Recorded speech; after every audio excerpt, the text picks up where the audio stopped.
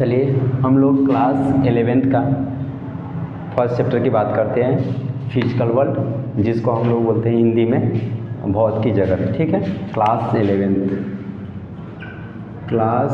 11th का chapter 1 है physical world, जिसको बोलते हैं भौतिक जगत। फिजिकल वर्ल्ड यानी भौत की जगत। ठीक है, आगे हम बात करते हैं साइंस के दो भागों में डिवाइड करते हैं। ठीक है, एक होता है फिजिकल साइंस और दूसरा का बायोलॉजिकल साइंस। फिजिकल साइंस और बायोलॉजिकल साइंस हम क्लास 9th में ही पढ़ते हैं। साइंस के कितने भाग बांटे हैं? दो भाग में। एक होता है फिजिकल साइंस, दूसरा का होता है बायोलॉजिकल साइंस। ठीक है, फिजिकल साइंस होता क्या है? जिस विज्ञान की वह शाखा जो निर्जीव वस्तुओं का विस्तार पूर्वक अध्ययन किया जाता है वो फिजिकल साइंस होता है। बायोलॉजिकल साइंस क्या होता है?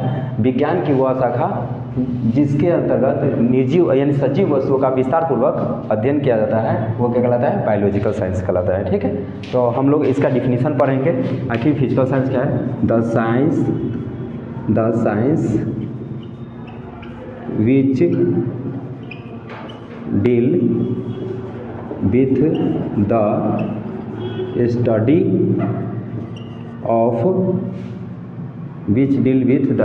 Of living things, non-living things are called physical science। ठीक है, हम लोग फिजिकल साइंस का डिफिनीशन पढ़ेंगे। फिजिकल साइंस होता क्या है? The science which deal with the study of non living thing is are called, क्या कहलाएगा? फिजिकल साइंस होगा। द ब्रांच ऑफ साइंस भी होगा ना, the branch of science which deal with the study of non living thing is called are called, क्या होगा? Physical science होगा। इसमें क्या हो जाएगा? जस्ट अपोजिट होगा। The branch of science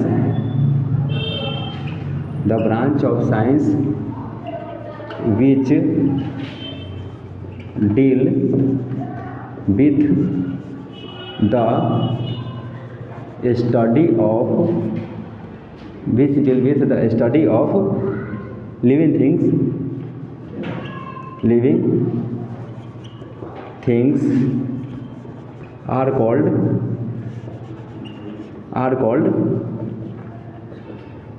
biological science.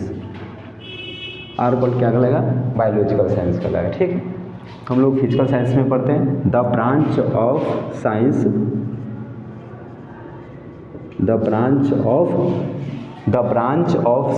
Which deal with the study of non living things are called, क्या कहलाएगा सर? फिजिकल साइंस कहलाएगा। ठीक है, विज्ञान की वह शाखा जिसके अंतर्गत हम लोग क्या करते हैं? सजीव वस्तुओं का विस्तार पूर्वक अध्ययन किया जाता है। निर्जीव वस्तुओं का विस्तार पूर्वक अध्ययन किया जाता है, फिजिकल साइंस कहलाता है।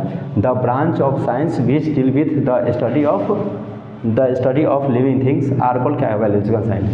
बायोलॉजिकल साइंस कहलाता है। अभी एग्जाम्पल हम जानेंगे। Physics, chemistry etc।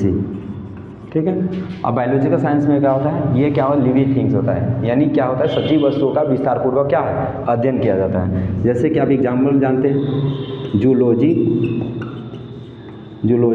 बुटनी क्या होगा? etc हो जाएगा। ठीक है, हम लोग दो एग्जाम्पल इसका भी पढ़ लिए, दो एग्जाम्पल में आगे पढ़ेंगे हम लोग physics. What is physics? Physics होता क्या है? ठीक है, व्हाट इज फिजिक्स? फिजिक्स क्या है? तो फिजिक्स का डिफिनीशन हम पढ़ सकते हैं। The nature is called physics. The nature is called, क्या कर पढ़ेंगे? फिजिक्स। नेचर को यानी प्रकृति को ही हम क्या बोलते हैं सर? भौतिकी बोलते हैं। ठीक है, एक और डिफिनीशन पढ़ सकते हैं। Branch of science which deal with the study of nature and natural phenomena is called physics. तो फिजिक्स क्या होता है? The nature is called physics एक डिफिनीशन हुआ। दूसरा का डिफिनीशन हम लोग पढ़ेंगे, द ब्रांच ऑफ साइंस, विज्ञान की वह शाखा जिसका जो विज्ञान की वह शाखा जो विच deal with the study of nature, जो प्राकृति एवं प्रकृति में घटने वाली विभिन्न घटनाओं का अध्ययन है, वो क्या कहलाता है सर? भौतिकी कहलाता है। ठीक है, जो प्रकृति में घटित होता है वो क्या कहलाता है? भौतिकी होता है। जैसे कि प्रकृति में कुछ भी घटना, वर्षा का होना एक प्रकार की क्या है? घटना है, वो भी क्या है? फिजिक्स है। इंद्रधनुष का बनना, वो भी क्या है सर? फिजिक्स है। तो नेचुरली यानी नेचर को ही हम लोग क्या करते हैं? फिजिक्स कहते हैं। फिजिक्स है ना जो ग्रीक से लिया गया है। कहाँ से लिया गया है सर? ग्रीक से लिया गया। फिजिक्स जो है ना सर, ग्रीक का एक वर्ड है, यानी ग्रीक वर्ड से लिया गया। ये ग्रीक से लिया गया है। ठीक है, फिजिक्स का डिफिनीशन भी आप करें, the nature is called physics, यानी प्रकृति को ही क्या बोलते हैं? भौतिकी बोलते हैं। आप फिजिक्स को दो भाग में बांटेंगे, दो भाग में। एक होता है क्लासिकल फिजिक्स,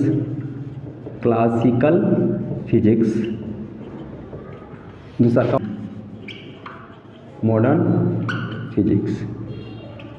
क्लासिकल फिजिक्स और modern physics. Classical physics up to 19, modern physics after 19।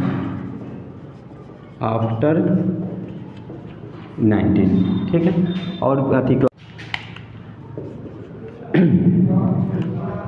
Classical physics में पढ़ते हैं हम लोग क्या? एक मैकेनिक्स, दूसरा का होता है थर्मोडायनेमिक्स,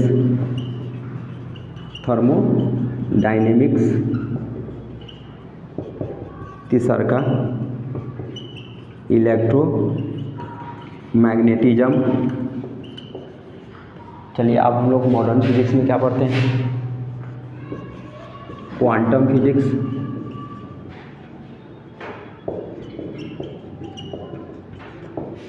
फिजिक्स, दूसरा का पढ़ते हैं रिलेटिविटी। ठीक है, हम लोग अब हम पढ़ेंगे ग्रेविटेशनल फोर्स। ठीक है, ग्रेविटेशनल फोर्स,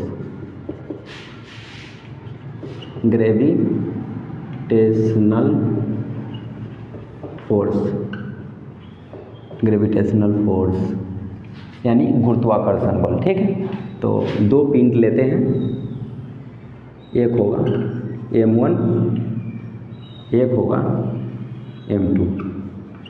ठीक है, ये क्या होगा? एक दूसरे को आकर्षित करेगा F पर। ठीक है, इसका बीच की दूरी हो जाएगा r, और मास m2 के बीच की दूरी है r। ठीक, तो आप यहाँ ले सकते हैं F directly equal to m1 m2 equation first and F directly equal to 1/r²। इसको इक्वेशन क्या बनेगा? सेकेंड। आप क्या करेंगे यहाँ? From equation first and second we get, तो क्या करते हैं हम पाते हैं तो जिसका LHS बड़ा होता है, जिसका LHS बराबर होता है उसका RHS क्या करते हैं? बराबर करते हैं। तो F directly equal to m1 m2 बटा क्या होगा? r²।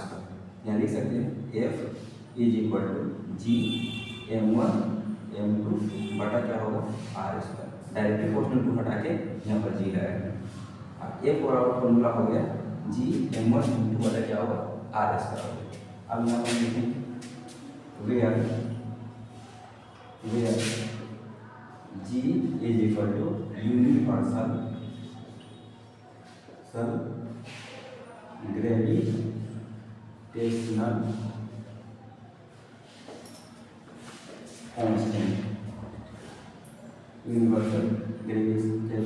कांस्टेंट, यानी पूरे ब्रह्मांड में जी का मान जी कभी चेंज नहीं होता है, सभी जगह जी का मान एक ही होगा। तो जी बराबर 6.67 गुने 10⁻11 न्यूटन मीटर स्क्वायर प्रति केजी स्क्वायर। ठीक है, ये जी के मान होता है। ठीक, अब मिलेंगे हम बराबर कैसे करते हैं, दो चीज है, मास m1 मास m2, इसके बीच यानी बीच में क्या होगा, एक बल आकर्षण एक दूसरे को क्या करेगा, आकर्षित करेगा, इसके बीच की दूरी क्या होगा, r होगा। तो यहाँ पर f directly equal to mass m1 m2 की इक्वेशन फर्स्ट मानेंगे, f directly equal to 1/r square, इसको equation 7 from equation first and second, जिसका LHS बराबर होता है उसका RHS क्या करते हैं, बराबर करते हैं। f directly equal to mass m1 m2 बटा r स्क्वायर, तो f is equal to g m1 m2 बटा r स्क्वायर हो जाएगा। ठीक है, तो we are g is equal to universal gravitation constant, तो g का मान होगा 6.67 गुने 10⁻11 न्यूटन मीटर प्रति केजी स्क्वायर। ठीक है, चलिए अब एक और टॉपिक की बात करते हैं, कूलम्ब्स लॉ। ठीक है, कूलम्ब का नियम। ठीक, कूलम्ब का नियम क्या है, चलिए Q1 चार्ज पार्टिकल से Q2 चार्ज पार्टिकल, ये Q1 हो जाएगा, यहाँ पर क्या हो जाएगा इसका Q2 हो जाएगा, यहाँ के बीच में दूरी क्या होगा, R होता है। ठीक, आप देखिए यहाँ पर F directly proportional to Q1 Q2, इसको इक्वेशन क्या मानेंगे, first and F directly proportional to 1/r square, इसको इक्वेशन क्या मानेंगे, सेकेंड। जैसे ग्रेविटेशन फोर्स का फॉर्मूला लिखी है उस तरह कूलम्ब्स लॉ करेंगे। ठीक है, तो उसमें क्या था, मास m1 m2 था, अब इसमें क्या होगा, चार्ज होगा, charge q1 q2, charge particle q1 और चार्ज क्या हो जाएगा q2। तो यहाँ पर f direct equal to q1 q2 equation first मानेंगे, f direct equal to 1/r square, इसको इक्वेशन सेकेंड मानेंगे। लिखेंगे from equation first and second we get, तो हम पाते हैं, तो क्या, तो f directly proportional to q1 q2 बटा r स्क्वायर, तो डायरेक्टली प्रोपोर्शनल होता है कांस्टेंट टर्म कर देता है, f is equal to k q1 q2 बटा क्या हो जाएगा r स्क्वायर। ठीक है, अब हम लोग जानेंगे f is equal to k का मान 1/4 pi epsilon not q1 q2 अब बटा क्या हो जाएगा, r स्क्वायर हो जाएगा। ठीक है, चलिए आगे हम बात करते हैं, where k is equal to 1/4 pi epsilon nought, इसका वैल्यू होता है 9 गुने 10⁻9 न्यूटन मीटर स्क्वायर प्रति कूलम्ब स्क्वायर। ठीक है, आप चलिए यहाँ पर बात करते हैं epsilon nought, permittivity of free space, इसका वैल्यू होगा 8.85 गुने 10⁻12 कूलम्ब स्क्वायर प्रति न्यूटन मीटर स्क्वायर। ठीक है, ये एप्सिलॉन नॉट का क्या होता है, सर वैल्यू होता है। ठीक है, आप याद करेंगे सर, यहाँ पर कूलम्ब्स का नियम क्या होता है, चार्ज q1 चार्ज q2, इसका बीच की दूरी क्या होगा, r हो जाएगा। ठीक है, यहाँ f direct equal to q1 q2 equation first और f direct equal to 1/r square equation second हो जाएगा। f यानी from equation first and second की गेट, तो क्या है, हम पाते हैं f direct equal to q1 q2 बटा r square, directly proportional to हटाएंगे, k यहाँ पर सीधा लिखेंगे, f is equal to k q1 q2 बटा क्या होगा, r स्क्वायर, तो k का मान होगा 1/4 pi epsilon not q1 q2 बटा क्या हो जाएगा, r स्क्वायर, तो यहाँ हो जाएगा k is equal to 1/4 pi epsilon nought बराबर 1/4 पाई एप्सिलॉन नॉट का मान होता है 9 × 10⁹ न्यूटन मीटर स्क्वायर प्रति कूलम्ब स्क्वायर। तो एप्सिलॉन नॉट का वैल्यू होता है epsilon nought permittivity of free space 8.885 गुने 10⁻12 कूलम्ब स्क्वायर प्रति न्यूटन मीटर स्क्वायर। ठीक है, नेक्स्ट टॉपिक है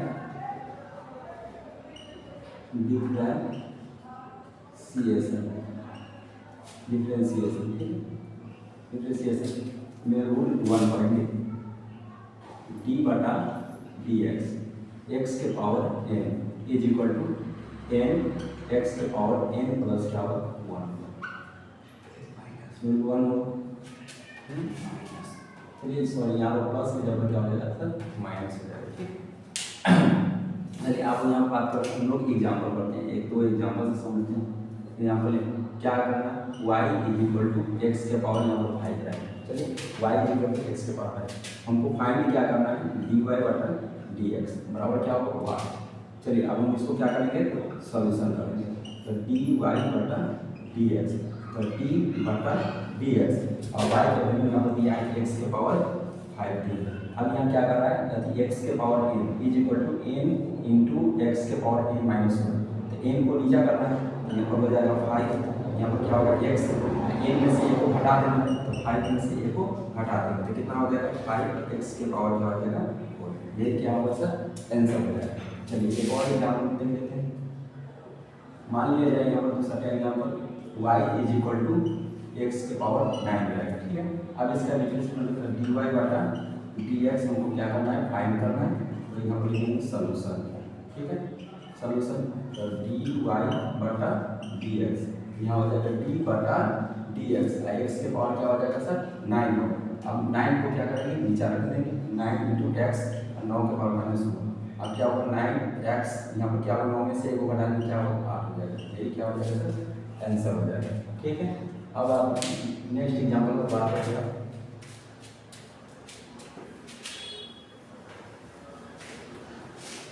चलिए अब एग्जाम्पल नंबर 3 की बात करते हैं। जैसे आप y is equal to x के पावर माइनस 2 दे देगा, ठीक है। अब यहाँ क्या करेंगे, dy बटा dx क्या करना है, हमको फाइंड करना है। अब सॉल्यूशन, ठीक, सॉल्यूशन आप क्या करेंगे, यहाँ पर dy बटा dx बराबर d बटा dx। आप क्या करेंगे, y का जवाब क्या, x के पावर माइनस 2 होगा, ठीक। यहाँ देखो माइनस 2 क्या होगा, नीचे आएगा, उसके बाद यहाँ पर हो जाएगा इंटू एक्स के पावर माइनस 2, माइनस क्या होगा, तो माइनस 2 एक्स के पावर क्या हो जाएगा माइनस 2, यही क्या हो जाएगा सर, आंसर हो जाएगा, ठीक। एक और एग्जाम्पल देखते हैं, एक और एग्जाम्पल देखते हैं, एग्जाम्पल नंबर 4। चलिए अब y इज इक्वल टू यहाँ पर t के पावर 4 दे देगा, ठीक। अब इसका डिफरेंशिएट करना था, क्या होगा dy बटा dt। अब यहाँ पर क्या हो जाएगा सर, यहाँ एक साथ x के रेस्पेक्ट में था, अब यहाँ पर t है तो t के रेस्पेक्ट में होगा। यहाँ पर क्या करते हैं हम लोग, सॉल्यूशन करते हैं, तो dy बटा dt, यहाँ पर d बटा dt का t के पावर क्या हो जाएगा 4। अब n बड़ा नीचे चला गया तो n नीचे आएगा, तो यहाँ पर क्या हो जाएगा 4t, अब 4 माइनस क्या हो जाएगा 1 हो जाएगा, तो यहाँ पर हो जाएगा 4t के पावर क्या हो जाएगा 3 हो जाएगा। ये क्या होगा सर, आंसर हो जाएगा। 2-3 हम होमवर्क लिख लीजिए सर, बना लीजिएगा, 5 number y is equal to x के power 7, 6 number y is equal to t के power 2, 7 number y is equal to t के पावर माइनस 7, ठीक है। तीनों होमवर्क है, आप क्या करेंगे, इसको बना लेंगे, सोल्व करेंगे, ठीक। आप बात करते हैं नेक्स्ट टॉपिक पर, ठीक। चलिए रूल 2 है, d बटा dx x के पावर k n, ये ना x के पावर k n, यहाँ हो जाएगा k को क्या करेंगे, बाहर करेंगे, k x के पावर हो जाएगा n माइनस, ये कांस्टेंट टर्म होगा पहले ना, कांस्टेंट टर्म के नीचे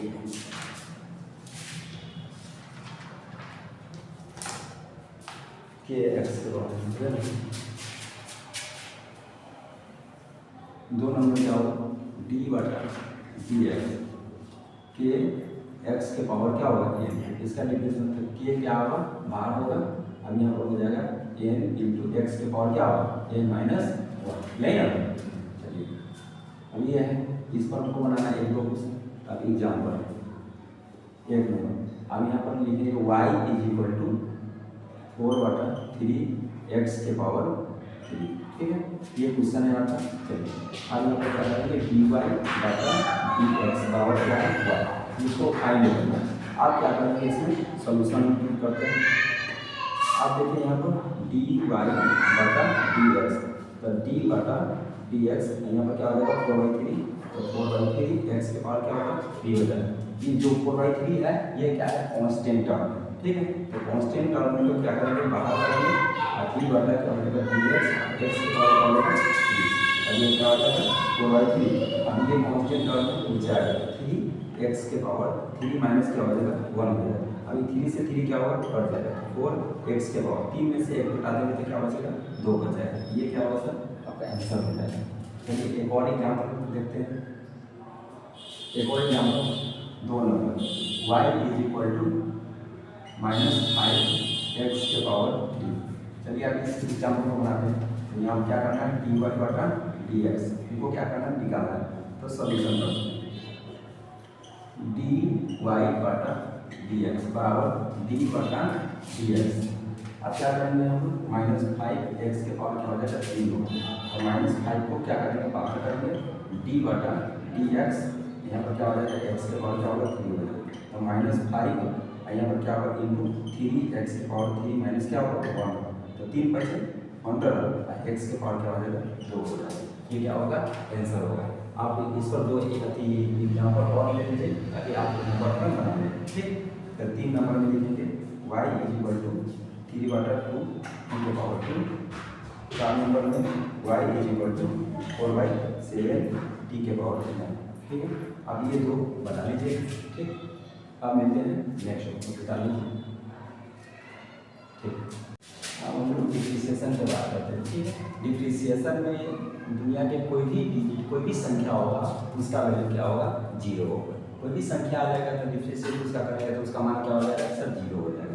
अब कैसे 0, जैसे d बटा dx, यहाँ पर क्या होगा 5, इसका वैल्यू क्या होगा 0 हो जाएगा। 2 नंबर देते हैं d बटा dx, मान लीजिए यहाँ पर 6 बटा 2 है तो ये क्या होगा इसका भी वैल्यू 0 होगा। 3 नंबर d बटा dx, मान लीजिए यहाँ पर k है इसका भी वैल्यू क्या हो जाएगा 0 हो जाएगा। 4 नंबर में d बटा dx, यहाँ पर क्या हो जाएगा x, यहाँ पर 2 बटा 4, 2 बटा 7 क्या हो जाएगा इसका भी वैल्यू 0 होगा। यानी दुनिया की कोई भी कांस्टेंट टर्म होगा उसका वैल्यू क्या होता है सर 0 हो जाएगा। चलिए आगे हम फॉर्मूला आपके बारे में जानते हैं। जैसे कि d बटा dx, e to the power x होगा, इसका भी जब d बटा dx e to the power x का डिफरेंशिएशन वही होता है, e टू दी पावर क्या हो जाएगा x ही होगा। मान लीजिए d बटा dx e to the power kx का differentiation k into e to the power क्या हो जाएगा kx। और समझे d बटा dx e to the power kx रहेगा, इसका डिफरेंशिएशन करेंगे तो k into e to the power क्या हो जाएगा सर x ही होगा। चलिए आगे फॉर्मूला नेक्स्ट फॉर्मूला देखते हैं d बटा dx log ऑफ x, इसका फॉर्मूला क्या होगा 1 बटा x होता है। नेक्स्ट फॉर्मूला देखते हैं d बटा dx, यहाँ पर हो जाएगा sin x, ये क्या हो जाएगा sir cos x, sin x क्या होगा cos x होता है। अब यहाँ पर करेंगे d बटा dx, अब cos x का हो जाएगा माइनस sin x। फिर नेक्स्ट फॉर्मूला है d बटा dx, तो tan x का क्या हो जाएगा sec square x। Next formula देखेंगे d बटा dx, sec x का हो जाएगा sec x into tan x हो जाएगा। अब sec x का क्या हो जाएगा tan x हो जाएगा। नेक्स्ट फॉर्मूला देखेंगे d बटा dx, cot x का हो जाएगा माइनस cosec स्क्वायर x हो जाएगा। ठीक है,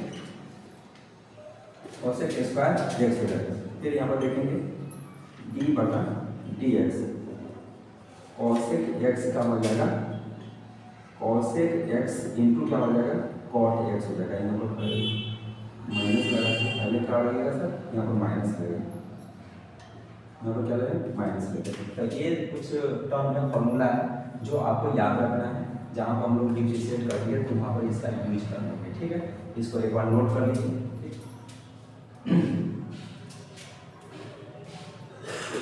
ठीक है, चलिए निकाल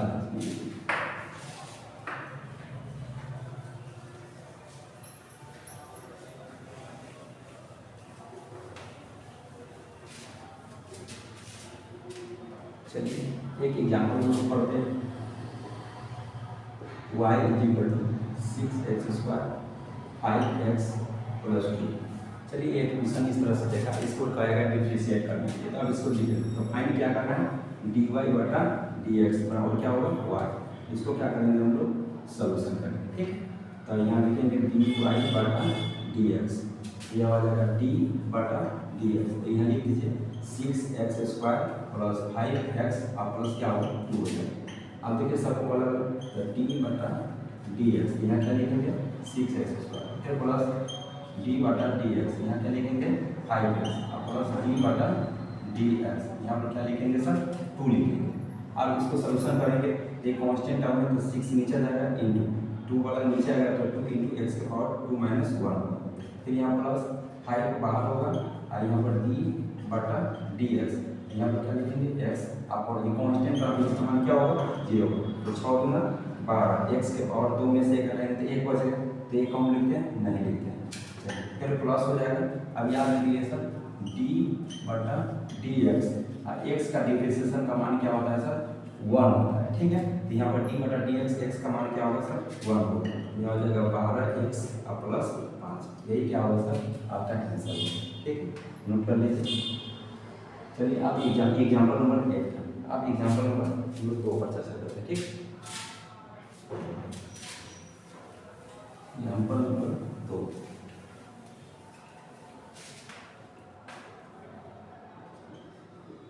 एग्जाम्पल नंबर 2 की बात करते हैं, ठीक। चलिए एक क्वेश्चन तो y is equal to 6t के पावर 4 प्लस 2t के power 3 plus 5t² plus 6t plus 9। इस क्वेश्चन को हमको सोल्व करना है, ठीक है। अब देखो इजी फाइंड क्या करना है dy बटा dx हमको निकालना है, ठीक। यहाँ पर क्या करेंगे सोल्यूशन करेंगे, तो dy बटा dx यही था, तो d बटा dx जाने देते हैं, y को देखो ये पूरा टर्म लिखेंगे, तो 6t के पावर 4 प्लस 2t क्यूब और प्लस 5t² प्लस 6t और प्लस क्या हो जाएगा सर 9 हो जाएगा। आप इसको है ना आप डायरेक्ट सोल्यूशन कर सकते हो। आप देखो यहाँ पर डायरेक्ट हम इसको सोल्यूशन करेंगे, 6 में 4 से गुना करेंगे, 6 चौका 24 हो जाएगा और 4 में से 1 को घटा देंगे तो कितना होगा 3 बचेगा, तो यहाँ पर क्या होगा 3 होगा, तो 24 टी के बाद क्या हो जाएगा q हो जाएगा प्लस 3 में 2 से गुना करेंगे, 3 गुना 6 होगा और टी इसमें 3 में से 1 को घटा देंगे तो कितना बचेगा 2 बचेगा, 5 गुना 10 यहाँ पर 10 हो गया और टी 2 में से 1 को घटाएंगे तो 1 लिखेंगे नहीं लिखेंगे, फिर प्लस 6 का 6 होगा और डी बटा डी एक्स अभी तो बताया सर डी बटा डी एक्स यानी एक्स का डिफरेंशिएशन क्या होगा अभी 1 होगा, ये एक्स के रेस्पेक्ट में इसलिए एक्स होगा, यहाँ पर क्या होगा टी के रेस्पेक्ट में होगा, तो यहाँ पर क्या लिखते हैं हम लोग टी लिख देते हैं, तो टी यहाँ पर क्या लिख देते हैं सर टी लिख देते हैं, टी के रेस्पेक्ट में, तो यहाँ टी तो इसका डिफरेंशिएशन 1 होगा और 9 क्या है सर कांस्टेंट टर्म है इसीलिए इसका वैल्यू क्या होगा सर 0 हो जाएगा, ये हो जाएगा 24t³ plus 6t² plus 10t और प्लस 6, ठीक है। यही क्या होगा आपका आंसर होगा, ठीक है। आप एक होमवर्क लिख लेंगे ताकि आप बना लेंगे, ठीक है। ये number y is equal to 6x³ plus 4x² plus 2x और प्लस क्या हो जाएगा, ये आप एक बार बना के ट्राई करेंगे बन जाएगा, ठीक है। ये इसी के आधार पर क्वेश्चन को आप सॉल्व कर सकते हैं आसानी से, ठीक है। उतार लीजिए। चलिए अब हम लोग बात करते हैं इंटीग्रेशन की।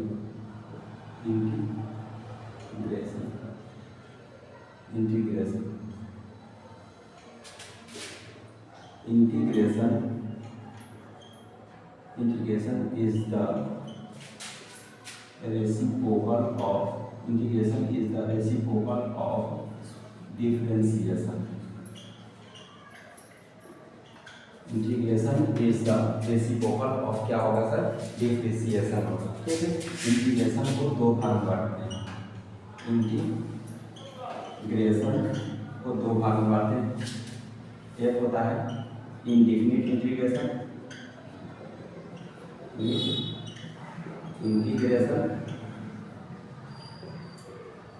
दूसरा होता है डेफिनिट इंटीग्रेशन।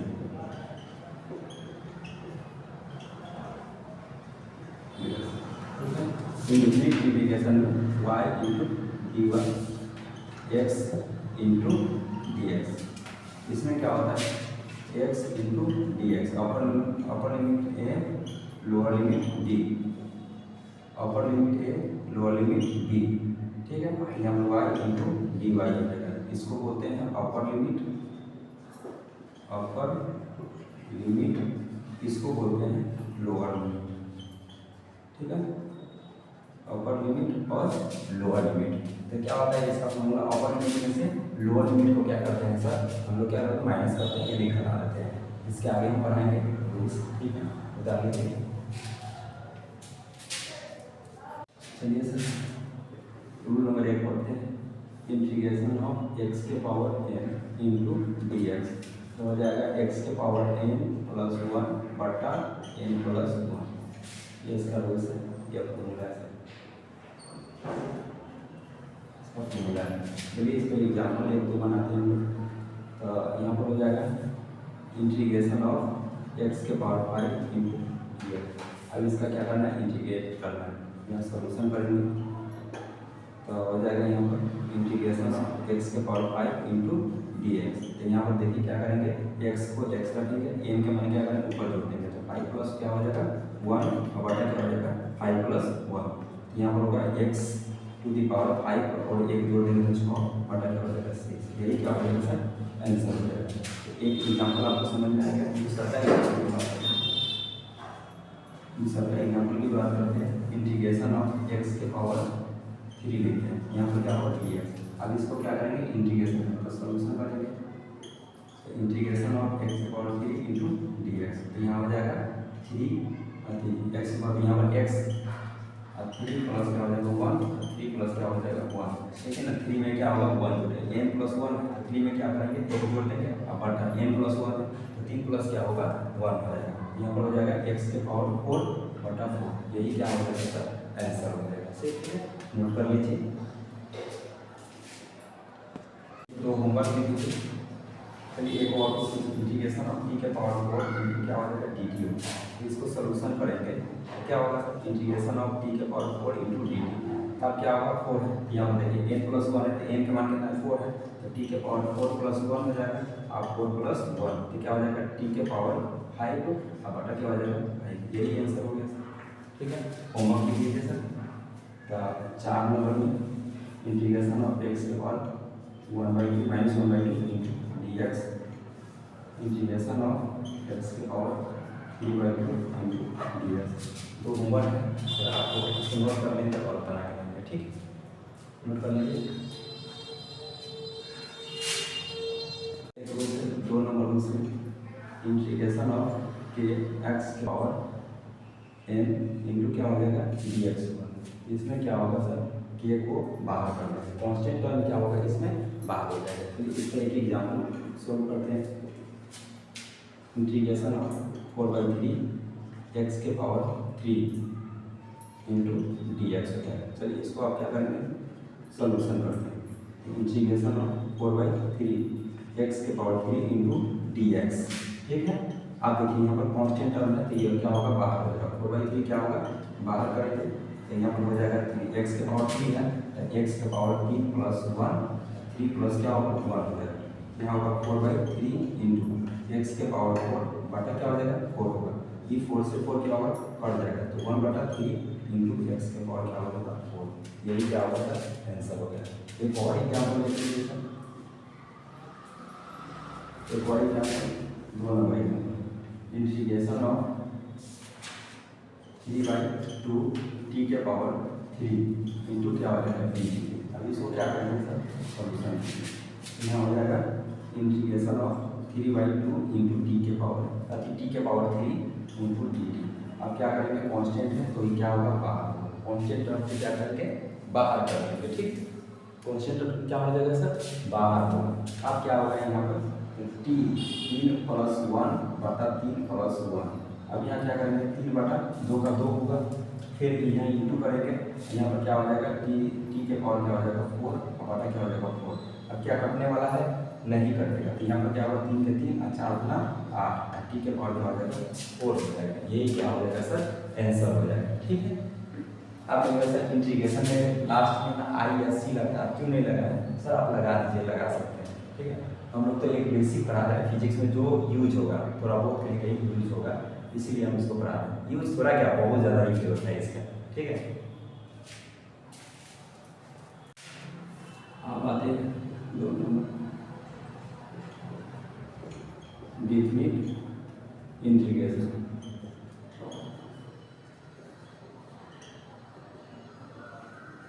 चलिए अब यहाँ बात करते हैं integration of a to b function of x into क्या हो जाएगा डी एक्स।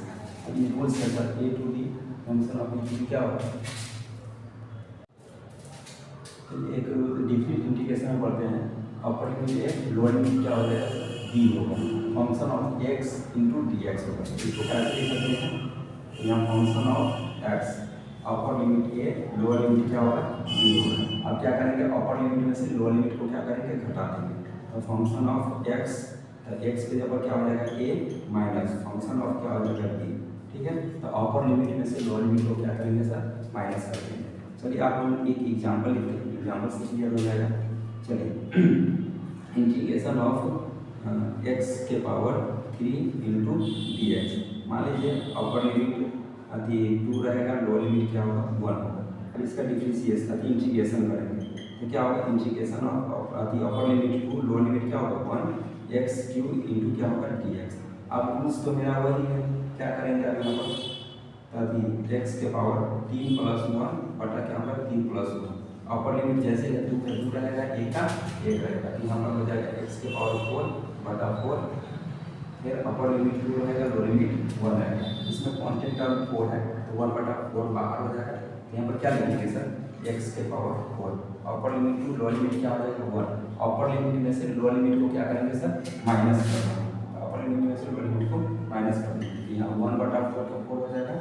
तो यहाँ पर देखिए एक्स के पावर 4 है, तो यहाँ पर हो जाएगा 2 के पावर क्या हो जाएगा 4 माइनस 1 के पावर क्या हो जाएगा 4। तो 1 बटा 4 इंटू 2 के 4 से गुना करेंगे कितना हो जाएगा 2 का अभी 2 इंटू 2 इंटू 2 इंटू 2, 2 गुना 4 गुना 8 8 गुना 16, यह 16 और माइनस क्या होगा 1 हो जाएगा। 1 बटा 4 गुने क्या हो जाएगा 15, यह हो जाएगा आंसर 15 बटा 4। ये भी क्या हो जाएगा सर आंसर होगा, ठीक। आप इसी टाइप पर एक होमवर्क देते हैं, आप इसको सोल्व कर लेंगे, ठीक है। तो 2 नंबर एग्जाम्पल में इंटीग्रेशन अपर लिमिट की लोअर लिमिट की एक्स के पावर 2 इंटू क्या हो जाएगा डी एक्स। आप इसको प्रैक्टिस करेंगे, अपने नंबर की लिख लीजिए, आप इसको सोल्व करेंगे, ठीक है।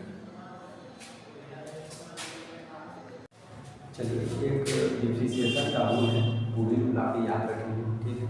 मैथ में बहुत ज़्यादा महत्वपूर्ण है।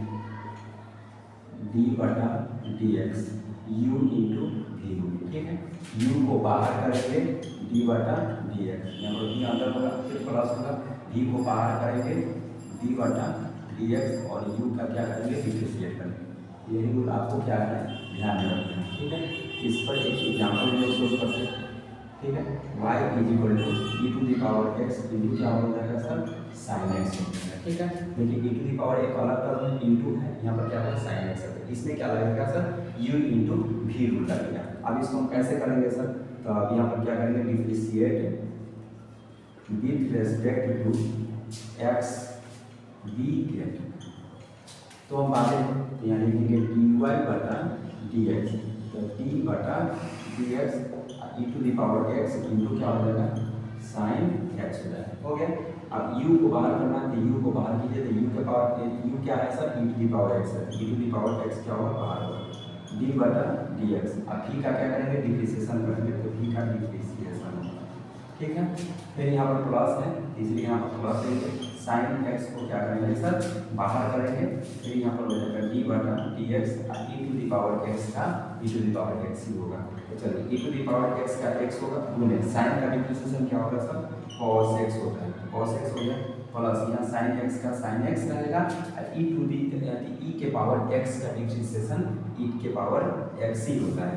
आप देखिए सर ई के पावर एक्स यहाँ भी है, ई के पावर एक्स यहाँ भी है, इसको क्या करेंगे सर कॉमन कर लेंगे, e to the power x common हो जाएगा, तो cos x प्लस क्या हो जाएगा साइन एक्स, यही क्या होगा सर आपका आंसर, ठीक है।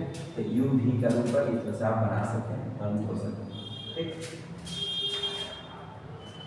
चलिए हम नेक्स्ट रूल की बात करते हैं, d बटा डी एक्स यू बटा v।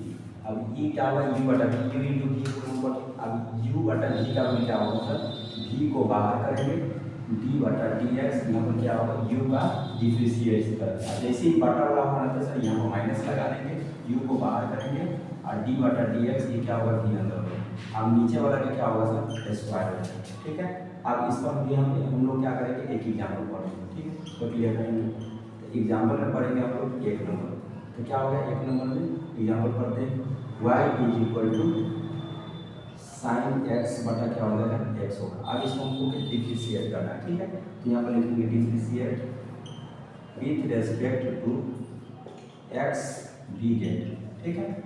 आप क्या करेंगे यहाँ पर dy बटा क्या हो जाएगा dx, तो d बटा dx यहाँ हो जाएगा साइन एक्स बटा क्या हो जाएगा एक्स हो जाएगा। अब v को क्या करेंगे बाहर करेंगे, तो x बाहर होगा d बटा dx। अब यहाँ पर क्या हो जाएगा सर साइन एक्स का डिफ्रेंशिएट करेंगे, तो यहाँ पर माइनस है तो माइनस होगा, साइन एक्स को क्या करेंगे बाहर करेंगे, d बटा dx एक्स का क्या करेंगे डिफ्रेंशिएट करेंगे। और नीचे बटा किसका होगा x का स्क्वायर होगा, तो x का x होगा, साइन का डिफ्रेंशिएट क्या होता है cos x होगा, माइनस साइन का साइन होगा साइन x, और d बटा dx x का डिफ्रेंशिएट क्या होता है 1 होता है, और बटा क्या हो जाएगा x स्क्वायर होगा।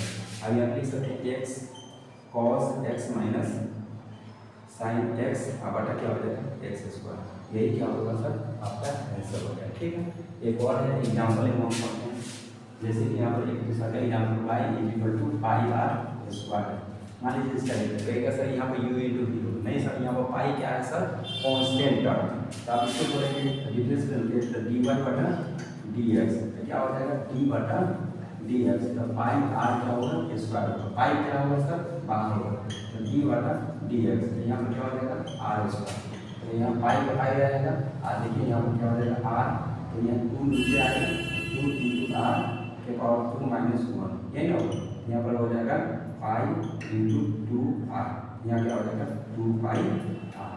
आपको शुरू करना है इसका डिफरेंशिएट क्या हो जाएगा सर 2 पाई आर, नोट कर लीजिए। आपका चैप्टर समाप्त हो गया, ठीक है।